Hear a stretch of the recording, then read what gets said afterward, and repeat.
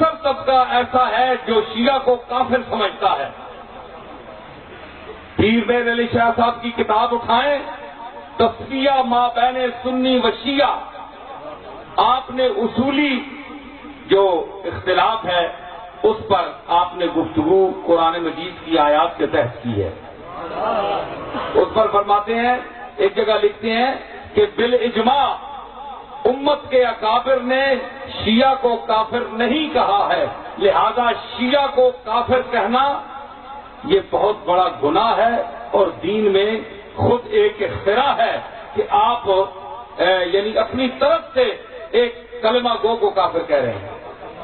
یہ پیر صاحب نے لکھا۔ دوسری بات کہ دیکھیں، ہمارے دیوبندی حضرات ہوں، شیعہ حضرات ہوں،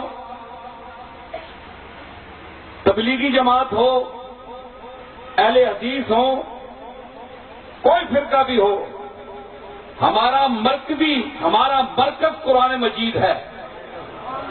جو قرآن مجید کا قائل نہیں وہ دار اسلام سے خارج ہے، کافر ہے، مرتد ہے۔ حدیث کی صحت میں تو اختلاف ہو سکتا ہے مگر قرآن کی صداقت میں اختلاف نہیں ہو سکتا۔ اس لیے جب اختلاف پڑ جائے، ردو ہو الی اللہ، اللہ اور رسول کی طرف اس اختلاف کو لے آؤ، اللہ اور رسول اس کا فیصلہ کریں گے، وہ حکم بنیں گے، تمہارے لیے وہ قبول ہونا چاہیے، وہ تمہیں قبول کرنا چاہیے۔ تو اس لیے آج بھی میرا خیال میں کوئی ایسا شیعہ نہیں جو علی کو خدا مانتا ہو